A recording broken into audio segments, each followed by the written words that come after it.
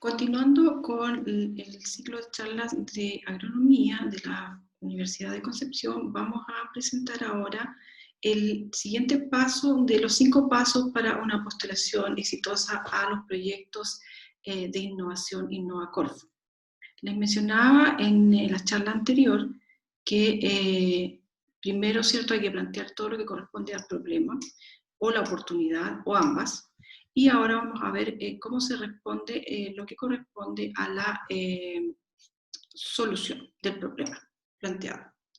La solución, de acuerdo a lo que solicita el formulario de InnovaCorfo, suele ser uno de los grandes problemas que presentan las postulaciones. De hecho, InnovaCorfo señala en su manual de ayuda que 80% de los postulantes anteriores obtuvo notas deficientes porque los antecedentes presentados no dan cuenta de una descripción en términos concretos de la propuesta o solución para abordar el problema. Y lo que ellos están pidiendo es que uno sea claro y preciso en indicar cómo la solución resuelve la problemática que uno describió anteriormente. Lo que solicitan finalmente, ¿cierto?, es que tengamos coherencia, y lo repiten ahí 3 veces, coherencia, coherencia, coherencia. Entonces, vamos a indicar ahora cómo se plantea la solución, y uno de los aspectos fundamentales y que nos pide el formulario es indicar si lo que yo voy a desarrollar es un nuevo producto, o tal vez un bien o un servicio, o un nuevo proceso, o algunas mejoras incrementales, o integración de tecnología, o nuevas aplicaciones de tecnología existentes. Bueno, en el caso del ejemplo que yo estoy planteando, que es un proyecto de la línea de validación, que fue presentado en el año 2015 y que se finalizó en el año 2017 y que corresponde a unos bioinsumos, particularmente un biofertilizante y un acondicionador de suelos. En ese caso, entonces, lo que nosotros estábamos presentando allí era un nuevo producto y también nuevos procesos. Lo otro es que en el formulario se pregunta claramente en qué consiste la solución. Nos van a pedir que hagamos una descripción detallada de esta solución, incluyendo los principales atributos. Y aquí yo voy a hacer un paréntesis. Es uno de los puntos que cuando uno parte con un proyecto le cuesta más definir. ¿Cuáles son realmente los atributos diferenciadores del resto de los productos que existen en el mercado? Y vamos a también enfatizar durante el desarrollo de la charla cómo destacar esos atributos, ¿ya? Les van a pedir también en el formulario que adjunten un archivo, eso es más o menos nuevo, desde 2019 o 2018 se está pidiendo esto, con un esquema o fotografías o imágenes que finalmente den una idea de la solución propuesta al evaluador o los evaluadores. Y finalmente, lo que se espera en un proyecto es que la solución, ¿cierto?, sea capaz de cumplir con los desafíos propuestos y que sea muy clara la indicación de cuáles son las funcionalidades y los atributos de la solución. Otro de los aspectos importantes que van a preguntar en esa sección es el grado de novedad y diferenciación. Y por eso voy a partir indicándoles cómo se resuelve esa parte y que también contribuye a resolver las otras preguntas. Y eso parte, al menos en lo que tiene que ver con proyectos que nosotros desarrollamos en la universidad, y por supuesto va a tener que partir así también cualquier otra innovación propuesta en los proyectos de InnovaCorfo, es hacer un buen estado del arte. ¿Qué es el estado del arte? Es una revisión, ¿ya?, en distintas bases de datos respecto de lo que hay actualmente, y obviamente una revisión también, ¿cierto?, de lo que hay en el mercado, y eso puede ser con distintas metodologías. Yo les voy a señalar los ejemplos que nosotros usamos en la universidad, en donde nosotros miramos qué es lo que hay en relación a la tecnología que queremos desarrollar, ¿cierto?, en bases de datos específicas. Entonces, nosotros lo que tenemos que responder es cómo se aborda o soluciona actualmente en Chile, pero también en el mundo. Recuerden que los proyectos de innovación de los que estamos hablando tienen una mirada global, el problema-oportunidad que estamos planteando en el proyecto. Nosotros en la universidad usamos las bases de datos científicas, porque allí está, ¿cierto?, lo último respecto del desarrollo de las tecnologías. Y algunos ejemplos, solamente estoy mencionando aquí, ScienceDirect, Scopus o PubMed son algunas de las bases de datos que nosotros usamos, en donde hay finalmente papers que están mostrando, ¿cierto? Uno hace una búsqueda en base a las palabras clave, lo último que hay de investigación publicada respecto de la tecnología o el servicio que uno quiera desarrollar.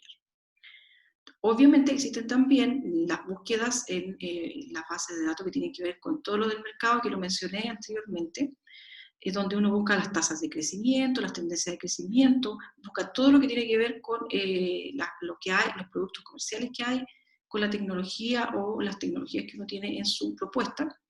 Y por otro lado, otro aspecto importante que quiero destacar es el siguiente, que corresponde a las patentes.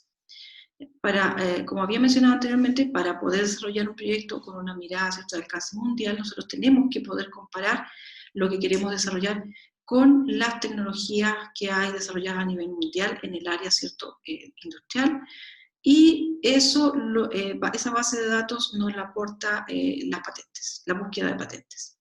¿Por qué nosotros tenemos que hacer una búsqueda de patentes para completar un estado del arte? Primero porque es probable que en el futuro, o quizá ya al partir del proyecto, uno tenga claro que quiere patentarlo, proteger la tecnología, ¿cierto?, el proceso, el producto o ambos. Y lo otro es, obviamente, evitar la duplicidad de iniciativas de investigación y desarrollo, evitar también quizá vulnerar los derechos de patentes de otros inventores. Ya, esto obviamente no se aplica a lo que está publicado en paper, lo que está publicado en paper es información para ser usada precisamente para desarrollar tecnología u otros fines. No es una información confidencial. Lo que está en las patentes sí, ¿cierto?, corresponde a una información confidencial, y para poder finalmente usar esas tecnologías, las empresas tienen que pagar unos derechos a los propietarios de las tecnologías, que en este caso, en mi caso, es la universidad.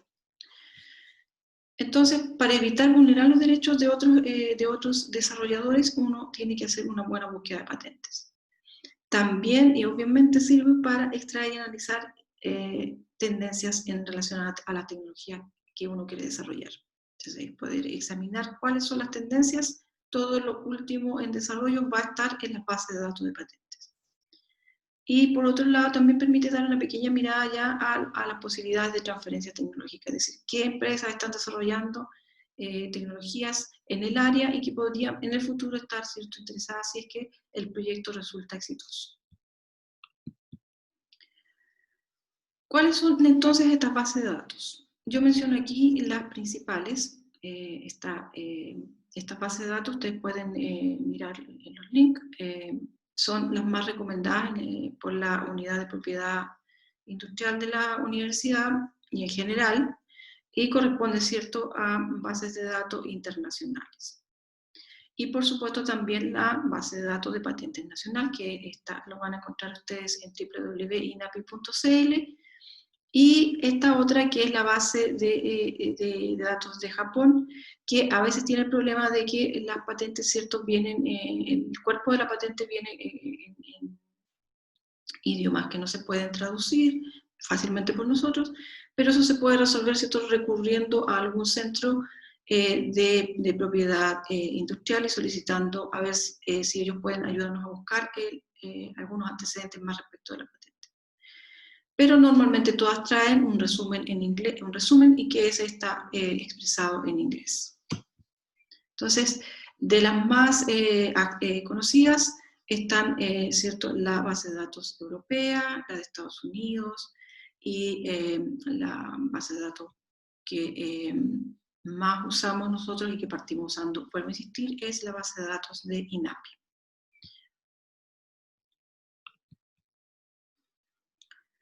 Otra de las preguntas que se hacen siempre en este tipo de formulario en la parte de solución es esta que dice en relación con identificar las principales dificultades o desafíos de carácter científico-tecnológico que uno debió enfrentar para lograr llegar a la etapa de presentación del proyecto. En particular lo van a preguntar en las líneas de validación. Recuerden que hoy día existe Crea y Valida. Así se llama la línea actual. Entonces, se entiende que cuando uno presenta nuestro proyecto ya tiene un grado de avance, y por lo tanto ese grado de avance se tuvo que haber logrado pasando por una serie de dificultades, y le piden a uno aquí indicar cuáles son las dificultades que ha tenido y describir un poco cómo logró superarlas. También se pregunta en este formulario, ¿cierto?, cuáles son las dificultades que uno ve que va a enfrentar y cómo pretende resolverlas, ¿ya? Que eso corresponde a las actividades del proyecto. Por ejemplo, ahí puse el ejemplo del proyecto que yo les estaba mencionando, que correspondió a la línea de validación, en donde nosotros queríamos desarrollar un biofertilizante enzimático. Buscábamos que tuviera esas moléculas que había mencionado anteriormente, que se llaman enzimas, para poder tener un producto, ¿cierto?, que tenga la característica de tener una sincronización con los requerimientos de las plantas, que sea amigable con el medio ambiente, que sea muy eficiente. Entonces, por eso nosotros necesitábamos desarrollar la formulación en base a enzimas. Pero el problema de las enzimas es que las enzimas son en general muy costosas. Cuando hablamos de uso industrial, las enzimas son de alto costo, y sobre todo si estas están purificadas. Entonces ese era uno de los desafíos que nosotros tuvimos que enfrentar desde el comienzo, desde que partieron estas líneas de investigación. El otro desafío era encontrar algún componente o algún material que permitiera desarrollar una formulación que sea estable en el tiempo. Porque si bien los fertilizantes tradicionales no tienen el problema en general de estabilidad, los bioinsumos sí los suelen presentar. Sobre todo aquellos que están basados en base a microorganismos, que presentan una vida de anaquel bastante variable. De modo que hay casos en que los productos han llegado a ser aplicados al suelo y ya estaban degradados. Entonces lo que se busca cuando uno desarrolla una formulación es que esta formulación, ¿cierto?, pueda permanecer estable en el tiempo, de modo que cuando llegue a ser aplicada en campo, sobre todo en ambientes abiertos, donde también hay incidencia de la luz, pueda estar totalmente funcional. Y otro de los desafíos para nosotros importante era que los componentes de la formulación sean amigables con el medio ambiente y con la salud humana, porque ese es uno de los grandes problemas que presentan en general, ¿cierto?, todo lo que tiene que ver con los agroquímicos tradicionales. Está demostrado que presentan algunos problemas, ¿cierto?, de contaminación del medio ambiente y que finalmente, obviamente, esa contaminación va a terminar afectando a la salud humana. Un ejemplo claro de eso es lo que tiene que ver con el nitrógeno. En relación a la coherencia entre el problema y la oportunidad, mi sugerencia es que ustedes, cuando desarrollen su proyecto, puedan tener en mente este esquema, en donde ustedes tengan ordenado todo lo que plantearon en el problema oportunidad, punteado así, como lo estoy mostrando en esta tablita, y al lado la solución que ustedes proponen, porque así se les va a generar fácilmente la coherencia que solicita el formulario. Entonces, por ejemplo, en el proyecto que yo les estoy planteando, había un dato que decía que las tendencias de demanda de bioinsumos tienen una tasa de crecimiento del 15% en los próximos 5 años. Así partió con esa tendencia de crecimiento el proyecto. Y por lo tanto, la solución que nosotros proponemos tiene que estar acorde con esa demanda, es decir, se están requiriendo bioinsumos con especial énfasis, ¿cierto?, en que sean bio. Y por los problemas que presentan los insumos tradicionales que vamos a ir describiendo y que ya hemos mencionado anteriormente. Entonces, mi solución no puede ser basada, ¿cierto?, en productos químicos que vayan a contaminar el medio ambiente, que sean de baja eficiencia, sino que tiene que ser lo que se está demandando, que son bioinsumos. Otro requerimiento que indican que están en las tendencias y que uno lo puede encontrar al hacer bien el estado del arte, entendiendo que uno buscó cierta información científica, donde los papers tienen la virtud, ¿cierto?, que traen una introducción, donde expertos en la materia ya nos están diciendo cuáles son los problemas que hay, bien fundamentados. Por otro lado, nosotros vamos a hacer una búsqueda de mercado y ahí van a aparecer también todas lo que se conoce como el dolor de mercado, todos los problemas que presentan los productos actuales y que no satisfacen las necesidades de los clientes. Y en el caso del tema de los insumos amigables con el medio ambiente es porque ya la información respecto de la contaminación ambiental, ¿cierto?, es bastante conocida y se ha masificado mucho más con el tema, ¿cierto?, de la tecnología, de las redes sociales. y por lo tanto esa tendencia está afectando precisamente que aumente la demanda de bioinsumos. Y por lo tanto mi solución tiene que ser acorde con eso. Por eso que yo les mencionaba anteriormente, uno de los desafíos principales que nosotros tuvimos que enfrentar fue que las formulaciones fueran, ¿cierto?, lo más amigables con el medio ambiente posible. Entonces, por ejemplo, nosotros proponemos, en el caso de los dos bioinsumos, una tecnología, ¿cierto?, que es amigable con el medio ambiente porque utiliza residuos, hace reciclaje, y por otro lado, las formulaciones son, las dos componentes de la fórmula son todos naturales, y por otro lado, naturales y que ya existen en la han sido probados en la naturaleza. Y por otro lado, tienen la característica de que como funcionan en base a enzimas, el biofertilizante no va a generar pérdidas de nutrientes hacia el medio ambiente, que ese es uno de los principales problemas de los fertilizantes tradicionales, que yo aplico 100 kilos y de esos 100 kilos, algunos tienen una eficiencia tan baja que 10 quedan realmente para la planta y el resto simplemente va a contaminar tanto el suelo, el agua y el aire. Lo otro es, obviamente, mejorar la eficiencia. Como les mencionaba ya en el ejemplo anterior, la eficiencia de los fertilizantes tradicionales es conocida, es bastante baja, pero, digamos, es la tecnología que existe hoy en día para fertilizar, por eso se usa. Y obviamente tiene costos bastante bajos porque ya está suficientemente escalada. Y lo otro es entonces que yo tengo que dar una solución a este problema de la baja eficiencia. Y por eso es que yo les decía, nosotros buscábamos una formulación en base a unas moléculas que se llaman enzimas, que permiten la sincronización entre los requerimientos de la planta y la disponibilidad. Entonces se produce una liberación controlada de nutrientes, pero en relación a los requerimientos de la planta. Y por otro lado, si yo la comparo, ¿cierto?, con otro tipo de insumos, esta formulación en base a enzimas va a permitir que esta liberación gradual, ¿cierto?, evite las pérdidas hacia el medio ambiente y, por otro lado, va a permitir que los nutrientes estén disponibles justo cuando la planta los necesita. A eso me refiero con la sincronización. Y en relación a lo mismo que estaba mencionando anteriormente, pongo aquí dos ejemplos, dos fotografías, para que ustedes se hagan una idea de lo que estamos hablando. Los fertilizantes tradicionales, el caso que tengo aquí, ¿cierto?, es un ejemplo de un fertilizante muy utilizado, que es un fertilizante que aporta nitrógeno, que tiene graves problemas de eficiencia, que también tiene problemas en lo que tiene que ver con su fabricación, porque usa mucha energía. Y por otro lado, hay que recordar que los fertilizantes tradicionales tienen su origen en depósitos minerales y que son obviamente recursos no renovables. Va a llegar en minutos, ¿cierto?, en que esos recursos se van a agotar y ya no van a ser suficientes para suplir la demanda de fertilizantes en el futuro.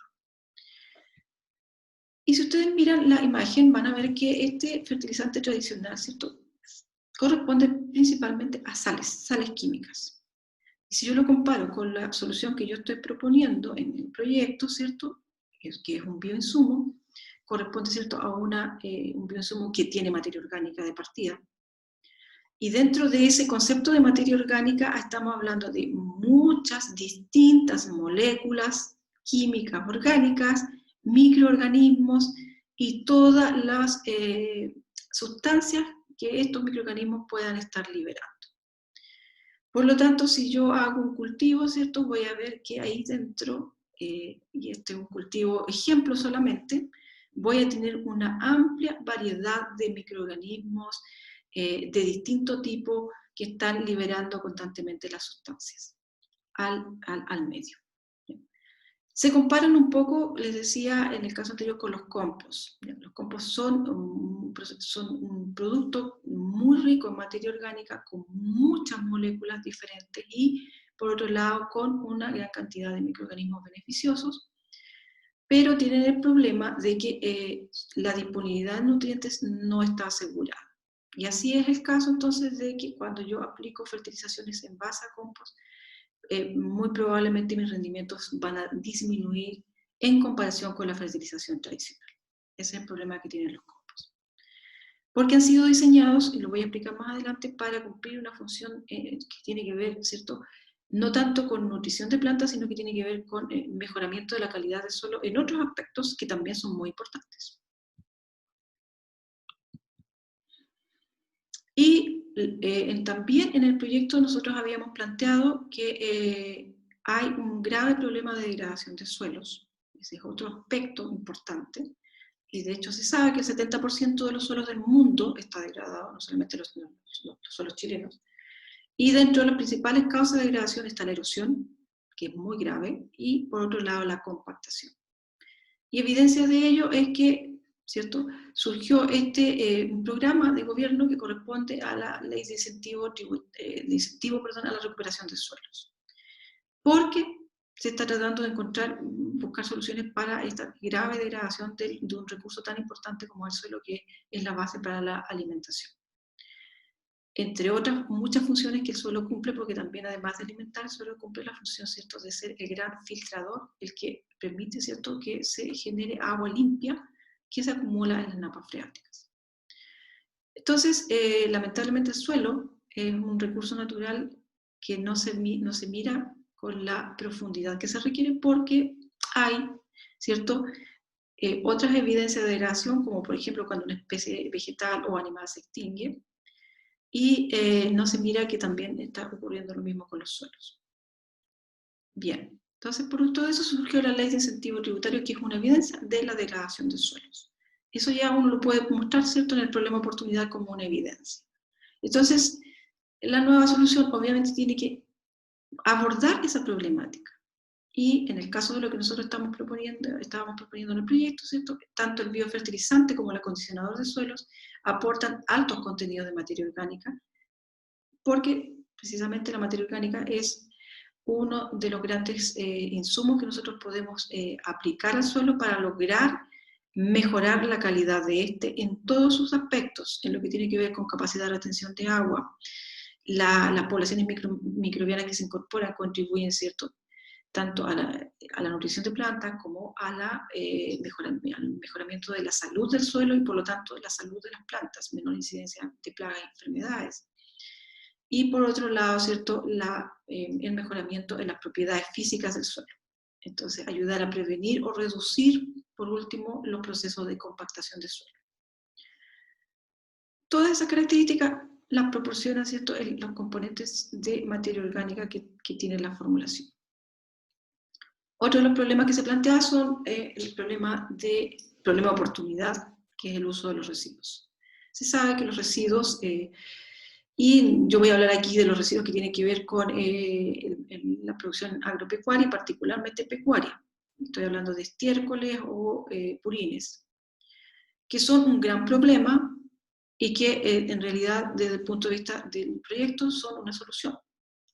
Siempre que se haga un tratamiento de ellos, ¿cierto?, un proceso de fermentación, y se agreguen unas arcillas que finalmente permiten generar una formulación que va a ser extremadamente beneficiosa para la nutrición de plantas, para el mejoramiento de la calidad del suelo.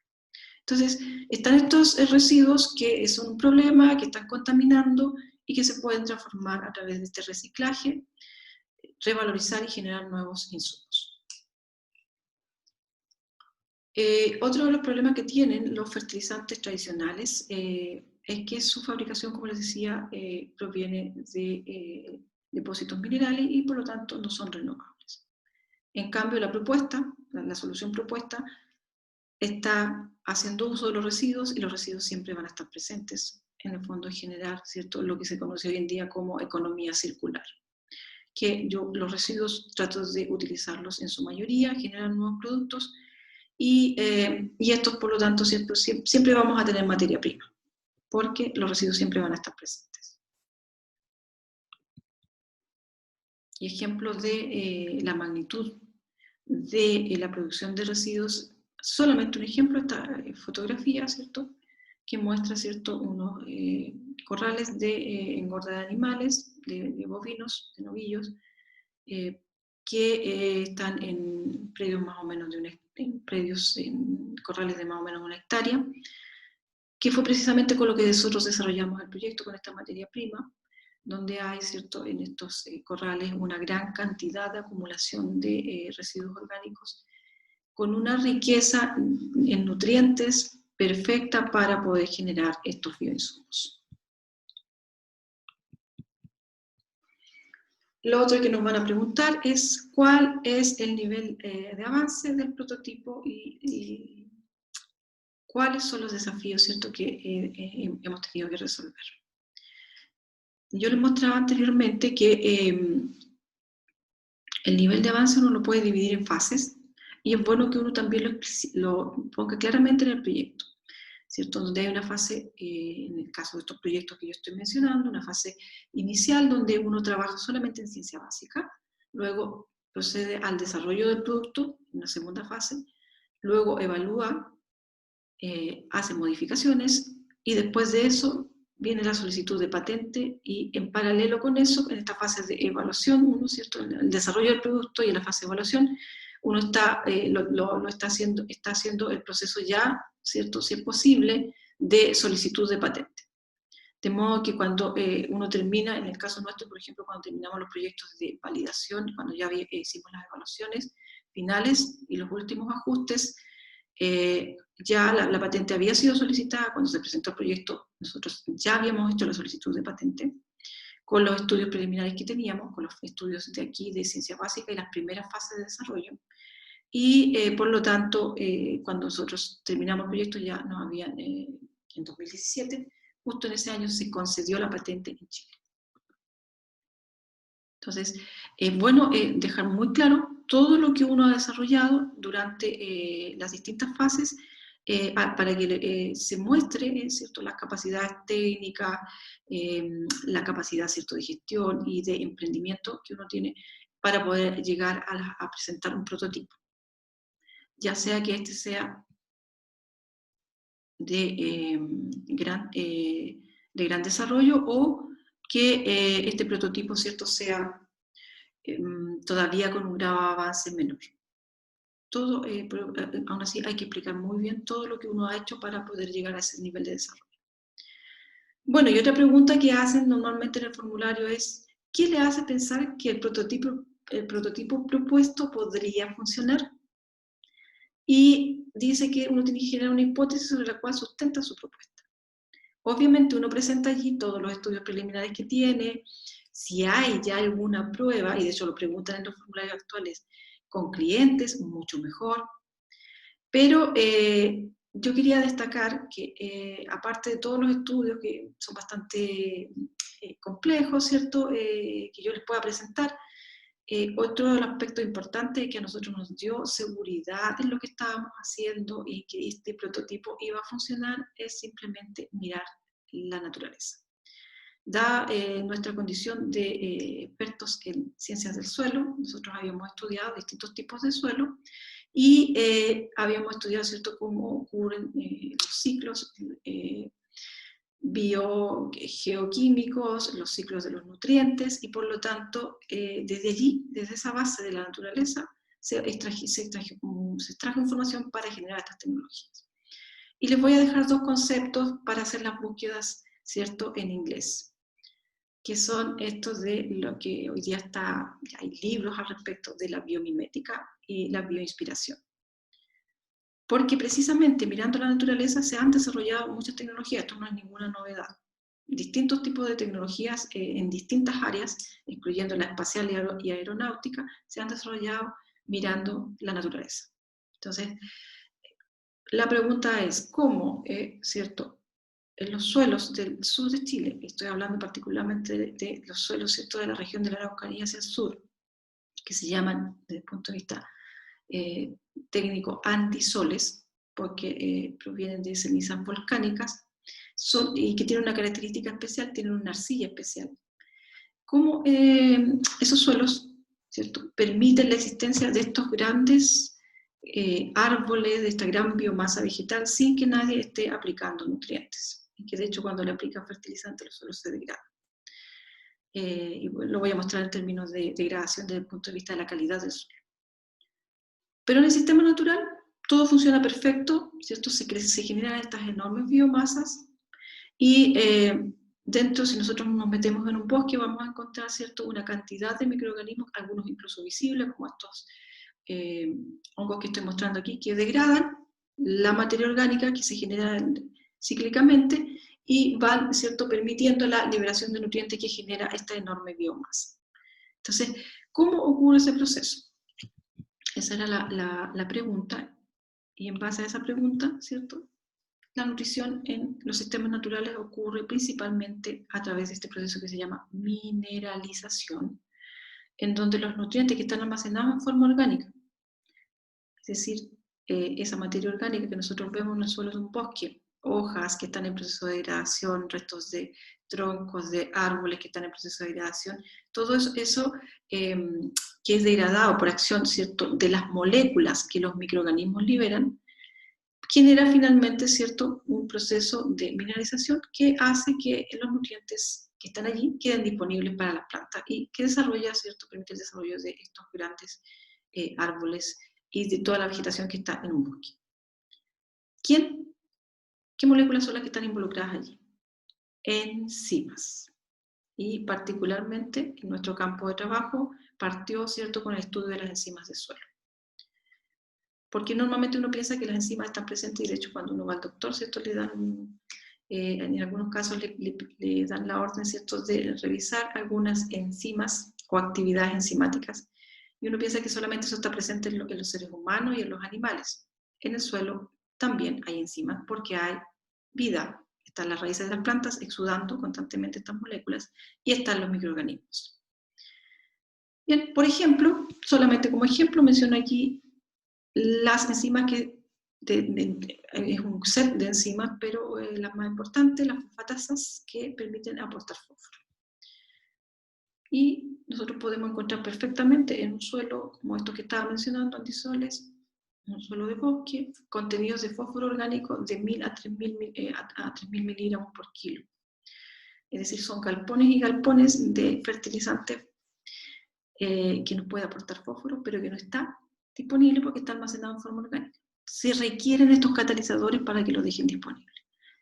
Otro ejemplo, el nitrógeno orgánico, y que se requieren en varias enzimas dentro de las etapas ya terminales, en las que degradan los aminoácidos, como la L-esparaginasa y la L-glutaminasa.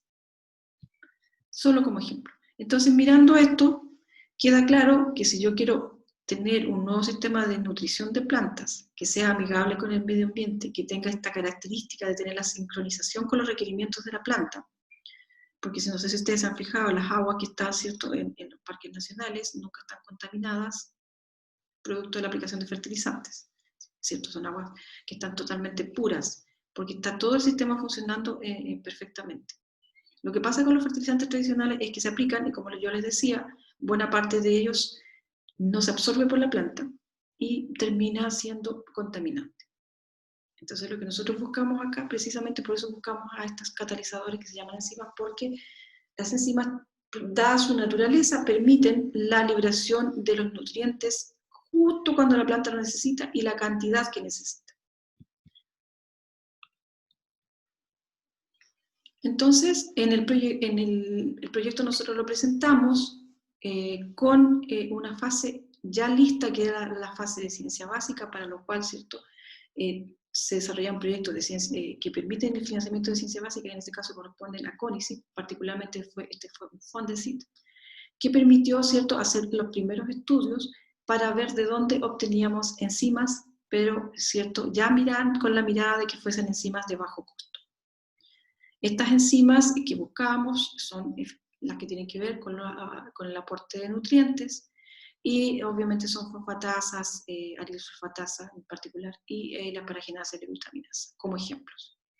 Entonces, este proyecto de ciencia básica nos permitió desarrollar a escala de laboratorio los primeros estudios para identificar distintos materiales de donde poder obtener las enzimas.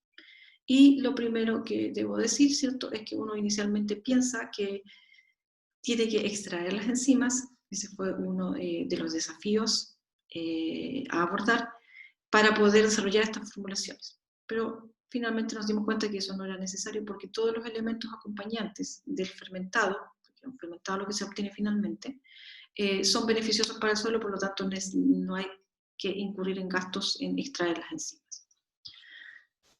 Entonces, aquí yo muestro un gráfico de la actividad fosfatasa alcalina de un fermentado. Nosotros aquí partimos trabajando, como les decía, a escala de laboratorio con condiciones controladas, mirando cuáles eran más o menos los valores de actividad enzimática, buscando pic de producción de enzimas para saber cuándo había que hacer, ¿cierto? Cuándo teníamos mayor actividad. En el caso de la enzima se habla de actividad, no de cantidad, porque lo que nos interesa es que la proteína esté activa, y mirando, ¿cierto?, cuáles eran las mejores condiciones. Y así, en el proyecto se identificaron, ¿cierto?, los picos de producción de las distintas enzimas que estábamos buscando, como les decía, como la glutaminasa, las asparaginasas, fosfatasas o arilsulfatasas. Y partimos con, a escala, vuelvo a decir, pequeña, usando como materia prima estiércoles, porque ya teníamos algunos antecedentes preliminares de que allí había alta actividad, por lo menos fosfatasa. Entonces estábamos mirando también si había de las otras enzimas, que era necesario, ¿cierto?, que tomábamos en este caso correspondieron a algunos planteles de lechería, y que luego se acondicionan porque las fermentaciones requieren partir con un 60% de humedad, por lo tanto, estamos trabajando en épocas, ¿cierto?, de invierno. Nosotros necesitábamos bajar la humedad, y cuando uno trabaja en épocas de verano con corrales abiertos, necesita agregar agua para alcanzar esta humedad. Luego, otro de los desafíos, como les decía, era poder encontrar una formulación que fuese amigable con el medio ambiente y que fuese natural. Y allí de nuevo vamos a todo lo que tiene que ver con la mimética. Mirando cómo se forman los suelos y los distintos tipos de suelos, nosotros observamos que los suelos, que les decía que se llaman andisoles, que están, bueno, aquí en la zona, están en la serie de Santa Bárbara, por ejemplo, los suelos de Yungay, y de la región de la Araucanía hacia el sur, la mayoría, ¿cierto?, de los suelos son de este tipo, se llaman andisoles. Son suelos que tienen un alto contenido de materia orgánica. Es normal que estos suelos, ¿cierto?, tengan 16 a 20% de materia orgánica. Eso, mirado desde el punto de vista de secuestro de carbono, son grandes cantidades de carbono almacenados en el suelo.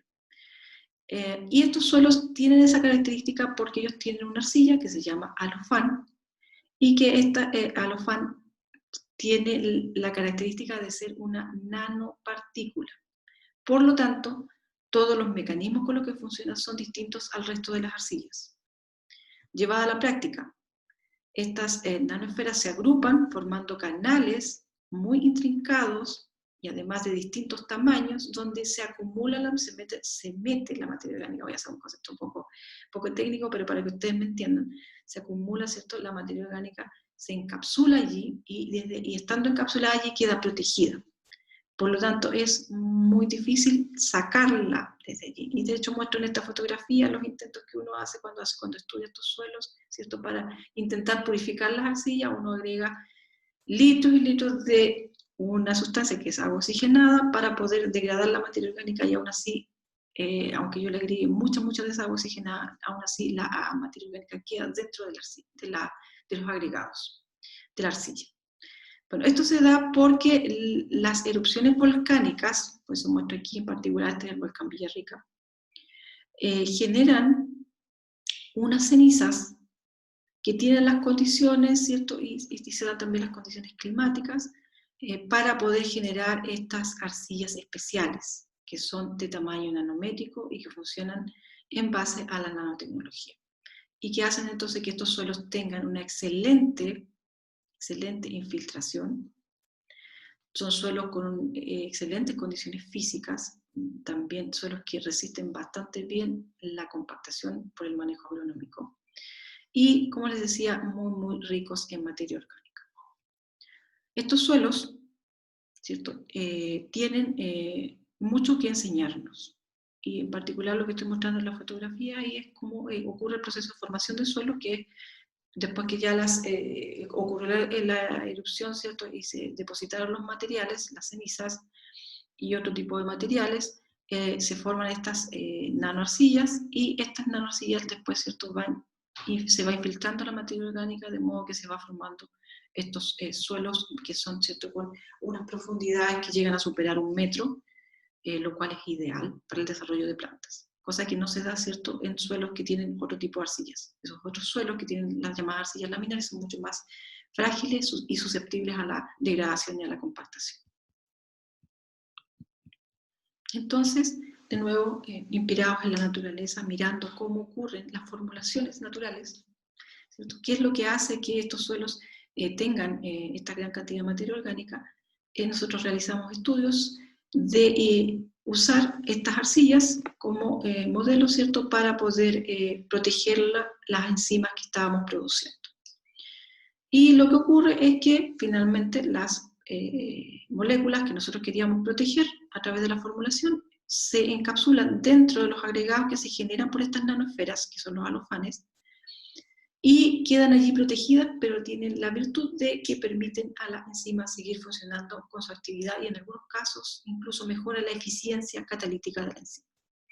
Lo que no va a ocurrir de la misma manera con otros tipos de arcillas que estoy mostrando aquí. Estas son las fotografías de unas arcillas naturales, que son las arcillas laminares, que por las características físicas que tienen no pueden hacer esta protección de las enzimas y tampoco de la materia orgánica. Por lo tanto, los suelos que tengan este tipo de arcilla van a ser más frágiles. Entonces ya tenemos, mirando la naturaleza a través de la bioinspiración, el modelo de cómo yo tengo que proteger mis enzimas. Estábamos buscando producirlas de forma económica y luego qué material usar que sea natural. Como ya existe en la naturaleza, sabemos que cierto no va a provocar problemas de toxicidad. Y aquí a la izquierda estoy mostrando una microscopía electrónica de cómo es el nanomaterial, en donde obviamente las nanosferas no se pueden ver porque son muy pequeñas, estamos hablando de tamaño nanométrico. Entonces ellas se agrupan y van generando canales de distinto tamaño en donde se acumulan esta materia orgánica y tienen espacio entonces y el tamaño perfecto para proteger a las enzimas. Ese proceso en ciencia se llama inmovilización. Y cierto, traducido sería más bien para el desarrollo de formulaciones una protección, una fórmula que permita proteger. Y que permita entonces que haya una alta estabilidad de la enzima. En la naturaleza, los microorganismos y las raíces de las plantas liberan las enzimas y a los 2 o 3 minutos ya están totalmente inmovilizados los distintos componentes del suelo. Entonces, porque si quedaran libres, los microorganismos las consumirían porque son proteínas. Entonces, aquí se inmovilizan y luego siguen funcionando, y por eso vuelvo a insistir, en el bosque nadie necesita agregar fertilizantes porque estas enzimas están protegidas, pueden durar allí mucho tiempo. Nosotros llegamos a demostrar que duran más de 4 años, y si hubiéramos seguido evaluando quizás seguirían durando, estas enzimas protegidas en estas cápsulas naturales, ¿ya? Sin embargo, si yo dejara la enzima expuesta al ambiente, simplemente a la temperatura ambiente y a la luz del sol, se degradaría, ¿cierto?, rápidamente, y yo estoy hablando que su actividad se perdería en el lapso de 1 o 2 minutos. En cambio, vuelvo a insistir, en estos nanomateriales pueden durar 4 años, de acuerdo a lo que nosotros tenemos demostrado. Entonces, uno de los aspectos que a nosotros nos piden en el proyecto es, ¿cierto?, explicar muy bien en qué consiste nuestro prototipo, cuáles son el grado de innovación que tiene. Entonces, en este caso el proyecto tenía incorporada la nanotecnología pero natural, en el sentido de que tenía estas nanoarcillas y por otro lado, ¿cierto?, tiene estas moléculas enzimáticas que, ¿cierto?, también son si bien son moléculas, son grandes moléculas, porque las proteínas son moléculas bastante grandes, que ya acaban en el tamaño de nanométrico. Y para que se entendiera eso, nosotros desarrollamos este esquema que muestra, ¿cierto?, los tamaños en términos de nanómetros. Para que quede claro que esto no se trata de microorganismos, sino que se trata de moléculas. Entonces, el biofertilizante está formulado en base a moléculas enzimáticas, y aquí yo estoy mostrando, ¿cierto?, que las moléculas y así también las nanoarcillas que estamos usando, ¿cierto?, están en el tamaño de 1 a 10 nanómetros, 20 nanómetros, podemos llegar, ¿cierto?, no más que eso, mientras que los microorganismos, ¿cierto?, superan absolutamente los 1000 nanómetros. O sea, todo lo que está hacia allá, ya estamos hablando de que deja de ser de tamaño nanométrico. ¿Y por qué menciono esto? Porque hoy en día la nanotecnología está muy de moda y obviamente el usar ese concepto en la presentación del proyecto sí contribuyó a la novedad inventiva. Y obviamente también contribuyó a la novedad inventiva en la concesión de la patente tanto en Chile como en Estados Unidos. Por otro lado, era muy importante en un proyecto diferenciar lo que uno está presentando con relación a lo que existe. Ya lo diferenciamos de alguna manera con los fertilizantes químicos, pero sin embargo hay otros bioinsumos como los compost que podrían ser competencias, por así decirlo, del producto que yo estoy presentando en el proyecto. Como les mostré anteriormente, si yo miro la fotografía del producto, se parece mucho a un compost. Sin embargo, dentro lleva incorporada toda esta tecnología que estaba mencionando. Y quiero destacar esta fórmula que está aquí al lado, que representa una parte de todos los componentes que tiene un compost. Un compost tiene muchos componentes, pero cuando yo hago compost, lo que hago es fermentar para llegar finalmente a generar unas moléculas químicas orgánicas que son de esta naturaleza. Estas moléculas tienen dentro de su estructura el benceno, o compuestos fenólicos, si asociamos el benceno a los grupos hidroxilo, que son moléculas que tienen una alta estabilidad. Entonces, ¿qué es lo que yo estoy buscando? Generar moléculas carbonadas que tengan una alta estabilidad para que la materia orgánica se quede en el suelo, dure más tiempo en el suelo. Entonces, uno de los objetivos de compostar es finalmente llegar a las famosas, ¿cierto? A las famosas sustancias húmicas, los ácidos húmicos, los fúlvicos, que tienen una serie de beneficios para el suelo, pero vuelvo a insistir, tal como están estas moléculas, no tienen la función principal de nutrición. Como sí lo tienen, ¿cierto? Esta otra propuesta, que es la que estamos presentando en el biofertilizante, que son estos catalizadores que van a acceder a la materia orgánica que está en la misma formulación y liberar los nutrientes. Dejar claro también que cuando nosotros partimos la presentación de estos proyectos, nosotros teníamos unos prototipos que habían sido desarrollados, vuelvo a insistir, los prototipos de laboratorio con un proyecto CONICIT, un FONDECIT específicamente, y luego hubo un proyecto Innova Bio, de la línea, en ese tiempo existía esa línea, que fue un proyecto extremadamente importante para empezar a hacer todo lo que es prototipaje, para empezar a escalar y empezar a trabajar en condiciones más realistas. Entonces ahí nosotros en el proyecto Innova Bio, multiplicamos los panes y los peces en relación al uso del dinero, entonces desarrollamos distintas opciones para poder generar los fermentados enriquecidos en enzimas, que estuvieran allí presentes las enzimas, pero que además, ¿cierto?, estuviera presente la materia orgánica. Y ahí les muestro algunos ejemplos de algunos reactores artesanales que nosotros desarrollamos en ese proyecto, y en paralelo que estábamos desarrollando algunas otras opciones, probamos distintas metodologías para poder desarrollar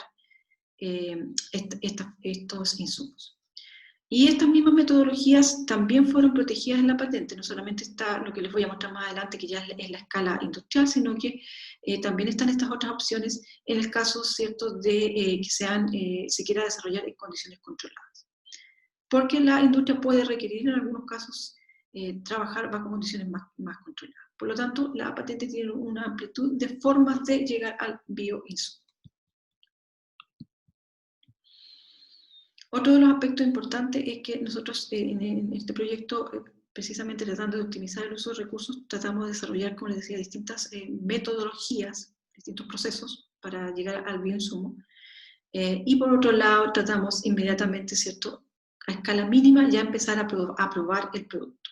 Es ideal que uno no piense que tiene que llegar a desarrollar algo muy terminado, a escalas muy grandes para recién empezar a probarlo.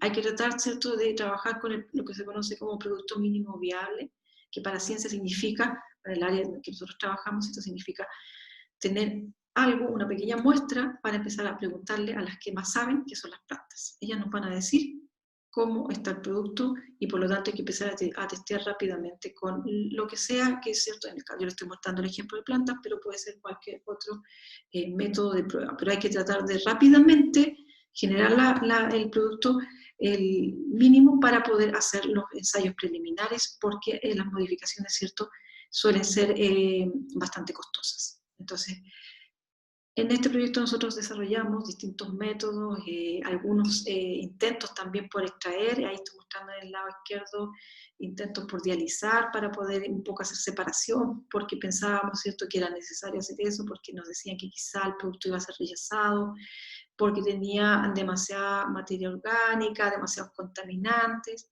Entonces, lo que finalmente no tiene ningún sentido, porque todos estos elementos acompañantes, vuelvo a insistir, estando en el grado de madurez necesario el producto, son totalmente beneficiosos para el suelo.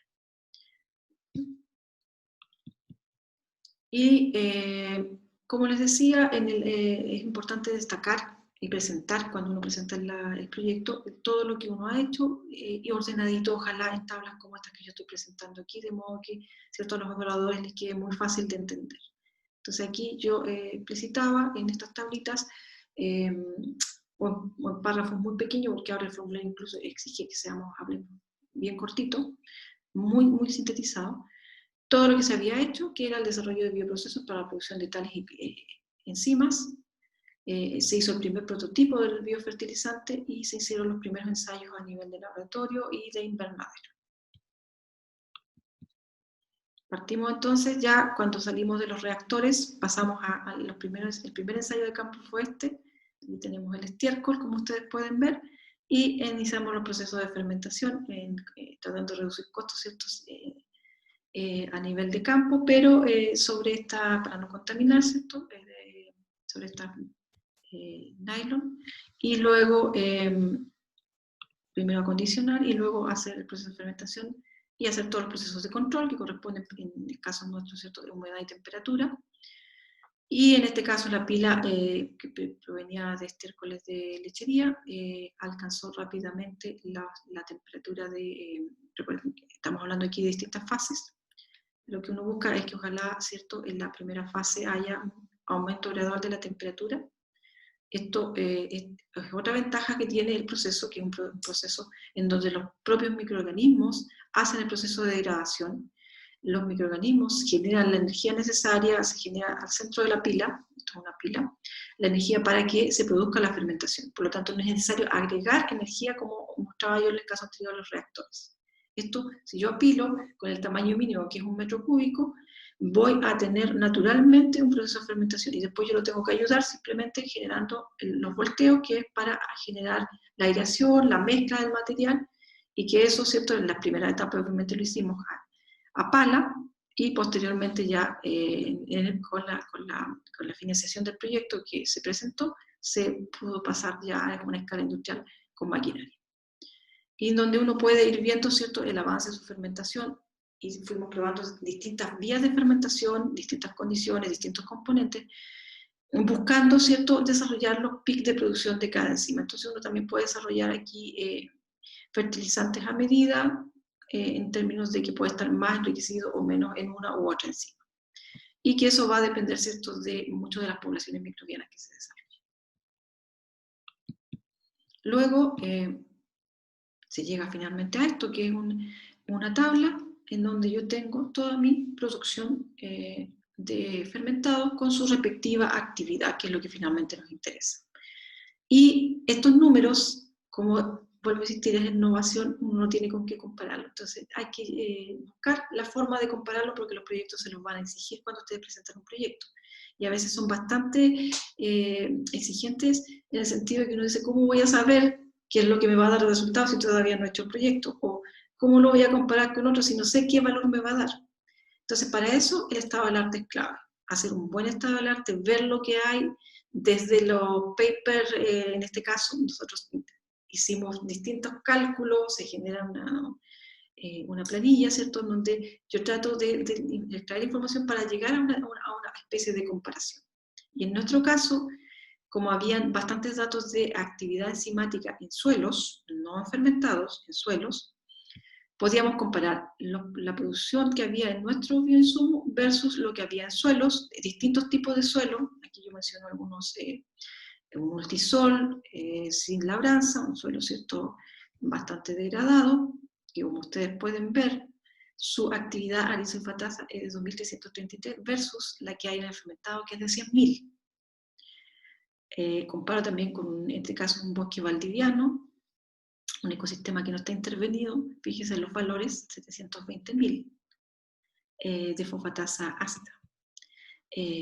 Luego, el mismo suelo ese, pero con manejo agronómico, fíjese cómo baja su actividad enzimática, y otro suelo, ¿cierto?, que tenía labranza convencional, que era lo que había en literatura. Hicimos las transformaciones de unidades para poder comparar con lo que nosotros teníamos en los fermentados. Entonces, si ustedes miran, no era posible comparar todas las enzimas porque no había suficientes datos, pero sí, por lo menos, lo que tiene que ver con fosfatasa, sí pudimos mirarlo y vimos que los valores que había en el fermentado eran muy cercanos o cercanos a lo que había en los sistemas naturales. Entonces ya estábamos llegando a un producto que se parecía al sistema natural, que era lo que nosotros buscábamos.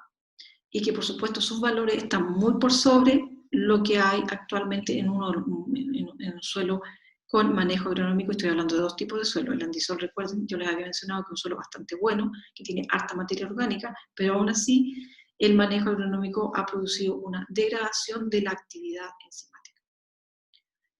Y por otro lado, también es importante, si es que es posible, comparar la actividad con algunos productos comerciales. No voy a mencionar el nombre aquí porque no quiero generar ningún tipo de problema, pero sí mencionar que son humos de lombriz que están en el mercado, accesibles para comprar, y que en este caso nosotros comparamos la actividad en la asparaginasa, que tiene que ver, y la L-glutaminasa, que tiene que ver con el aporte de nitrógeno. Y claramente sus valores, los números, es bueno hacer estas tablas porque quien los evalúe, es cierto, entra a comités de especialistas, que así es, los números los entiende todo el mundo. Entonces es muy bueno hacer estos cuadros comparativos. Pero llegar a estos cuadros requiere, ¿cierto?, todo un desarrollo de estado del arte, una traducción de unidades y todo, que es un trabajo preliminar bastante largo en los proyectos. 2 millones sería la actividad en unidades internacionales. Es una unidad especial para enzimas, que uno define cuál es, por tonelada de materia seca de fermentado. Lo expresé por tonelada porque aquí ya estábamos mirando cierto escalamiento industrial. Y versus los 243 que hay en este producto comercial. Lo más probable es que este producto originalmente era bastante bueno, pero producto de que no tiene una formulación adecuada se fue degradando al ser almacenado en la tienda donde se vendía. Yo no puedo decir, porque no lo he evaluado, que los humos de lombriz sean malos, que no tengan estas enzimas, probablemente sí las tienen, pero el problema son en la forma, es cierto, que no se han desarrollado bien las formulaciones. Y así también otra serie de bioinsumos tienen el mismo problema. Hay un grave problema con el tema de las formulaciones, que los productos son buenos al comienzo, pero se van degradando, van perdiendo actividad. Y lo otro importante es mostrar, ¿cierto?, como les decía, tan pronto uno tenga la primera cantidad de productos, preguntarle a las plantas, y en el caso nuestro, cuando presentamos este proyecto ya teníamos esa respuesta. Y que en el término agronómico lo que nos interesa finalmente es la materia seca, hacer una comparación, ¿cierto? En este caso se evaluó en un suelo que tenía muy bajo contenido de materia orgánica, entonces la respuesta fue muy evidente, donde teníamos, ¿cierto?, el suelo sin nada, sin fertilización, el biofertilizante y los fertilizantes minerales, los tradicionales. Entonces se ve una diferencia significativa a favor de este biofertilizante. Esto se hizo con una especie que se llama Pallica perenne, que es un pasto, y mostró esta especie una muy buena respuesta a la aplicación de este bioinsumo.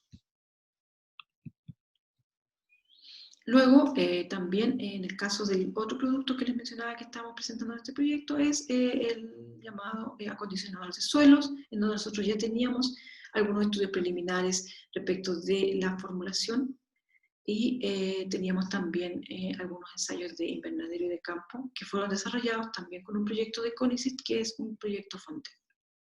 Entonces, cuando nosotros presentamos el proyecto ya teníamos incluso ensayos de campo para, ¿cierto?, a una escala no tan grande, pero el objetivo era con este nuevo proyecto poder escalar aún más este acondicionador de suelos, que buscaba, que se diferencia de los compos y que buscaba, ¿cierto?, abordar el problema de la compactación de suelos. Obviamente uno presenta, ideal en un prototipo presentar algunos estudios y también imágenes, porque las imágenes se saben que hablan bastante respecto de las propiedades que tiene el producto. Y en nuestro caso nosotros estamos mostrando aquí algunas pruebas de germinación, el nivel ¿cierto? De la prueba de germinación in situ, para preguntarle de nuevo a la planta y mostrar esa evidencia que no afecta la germinación, y también probamos los distintos componentes de la fórmula por separado. Aquí tenemos la nanoarcilla, como ustedes pueden ver, no tiene ningún efecto tóxico sobre la especie, en este caso Raphanus sativus, rabanito, que es un indicador que se utiliza de acuerdo a la norma chilena de compost, porque es muy sensible. Entonces, ustedes pueden ver aquí, las nanoarcillas no generan ningún efecto dañino sobre las raíces de las plantas, de hecho los pelitos radicales están perfectamente, y por otro lado el fermentado también, ¿cierto? Se ve un buen desarrollo de una buena germinación. Entonces ya con eso queda, es muy visual mostrar que el producto no es fitotóxico. Y por supuesto, como les decía, en ese proyecto habíamos desarrollado a una escala más o menos ya de campo, habíamos desarrollado el acondicionador de suelo, y por otro lado también habíamos hecho algunas pruebas en una especie que es bien exigente, que es Vallica perenne con suelo compactado, pruebas a nivel de laboratorio. Y otro de los temas, uno de los desafíos importantes que tuvimos que superar y que fue descrito en la presentación del proyecto fue la formulación, de ver cómo hacíamos esta formulación, que si bien en la naturaleza se da, que es que la materia orgánica, ¿cierto?, se logra encapsular en las arcillas alofánicas, pero obviamente es un proceso de formación de suelo, que en las condiciones mejores demora 30 años. Entonces nosotros, ¿cómo íbamos a lograr encapsular nuestras enzimas o nuestra materia orgánica en estas nanoarcillas, que por cierto existen metodologías muy antiguas para poder sintetizar estas nanoarcillas? Hay un montón de publicaciones al respecto, así que la síntesis de esas nanoarcillas no es algo complejo. Por lo tanto, la cuestión era cómo, cuando yo mezcle mi enzima o mi materia orgánica con estas nanoarcillas, en cuánto tiempo van a interactuar y en cuánto tiempo se van a encapsular. Y nosotros hicimos la prueba a nivel de escala de 1 tonelada, a nivel de campo, que es esto que está aquí, para poder inmediatamente probar si era posible escalar esto. Entonces hicimos la mezcla en condiciones reales. Y al mes tomamos una muestra y fue analizada en la Facultad de Ciencias Químicas. Ellos nos propusieron esta técnica que en términos prácticos se somete, ¿cierto?, los distintos componentes de la fórmula a temperaturas muy altas, aquí estoy hablando que superan los 600 grados Celsius. Y aquí ustedes pueden ver, ¿cierto?, esto sería un compost, la materia orgánica sola, como va, ¿cierto?, se va degradando, liberando los distintos grupos funcionales, y abajo, en negro, está el acondicionador de suelos, que lo mismo pasa con el biofertilizante. Entonces, si bien se libera un poquitito, un poquitito, muy poquito, es nada comparado con la fórmula sin protección. ¿Ya? Esta es la fórmula sin protección, es solamente la materia orgánica, y esto es ya la formulación protegida. Y obviamente también se evalúa como testigo el alofán puro. Entonces, aquí ya se quedó demostrado que al mes ya teníamos lo que en la naturaleza se demora 30 años, que es la interacción rápida, y de hecho nosotros lo sabíamos también, teníamos algunos estudios preliminares de inmovilización de enzima a nivel de laboratorio, en que sabíamos que la enzima se inmovilizaba rápidamente, se encapsulaba rápidamente en estos nanomateriales. Pero había que verlo en condiciones de campo, y esto se logró ya en el lapso de un mes, y probablemente ocurrió antes, solo que nosotros tomamos la muestra en un mes, para dar un margen de seguridad.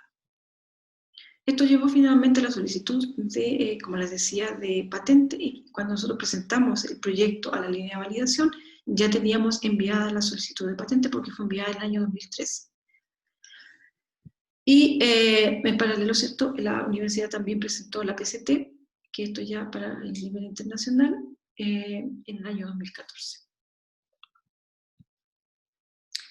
Otro de los aspectos y las preguntas que nosotros vamos a tener que resolver en esto de la solución es, y por eso les decía, es muy importante hacer un buen estado del arte, tanto en términos científicos, de papers, de patentes, como en términos de mercado.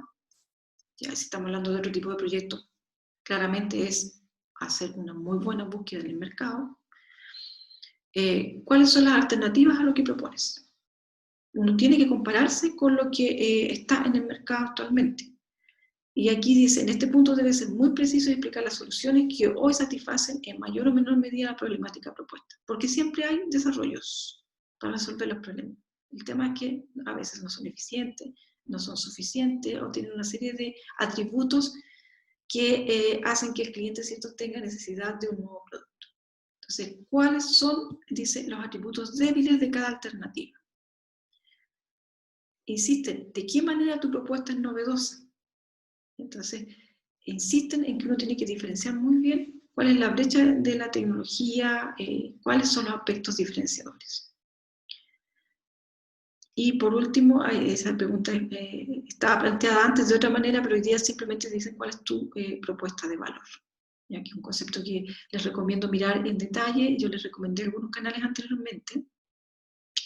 Uno de ellos es Emprende Aprendiendo, que es de un español que se llama Euge Oyer, y allí él explica perfectamente cómo es este tema de la propuesta de valor, por si les queda alguna duda, o para otras áreas. ¿Qué es la propuesta de valor? Finalmente es darle una solución al cliente y que lleve incorporada algunos elementos, ¿cierto? No solamente la solución específica, que en este caso es un fertilizante, sino que algunos otros componentes como el que sea amigable con el medio ambiente, que no sea tóxico para la salud humana, en nuestro caso, que además contribuye al reciclaje. Esos son elementos adicionales que fortalecen la propuesta de valor. Y nos piden adjuntar una presentación o un cuadro, depende del año de la línea de postulación, de la línea de financiamiento, nos van a pedir un cuadro comparativo. ¿Ya? Y que yo traté aquí de mostrarles un ejemplo de la patente del biofertilizante. Entonces, en este caso yo les recomiendo, que les mencionaba anteriormente, crear, uno tiene que, después de hacer todo el estudio, uno mira ya, bueno, cuesta como ordenar la información. Entonces, uno tiene que crear sus propios parámetros. Entonces, ¿cuáles son los parámetros que creamos aquí?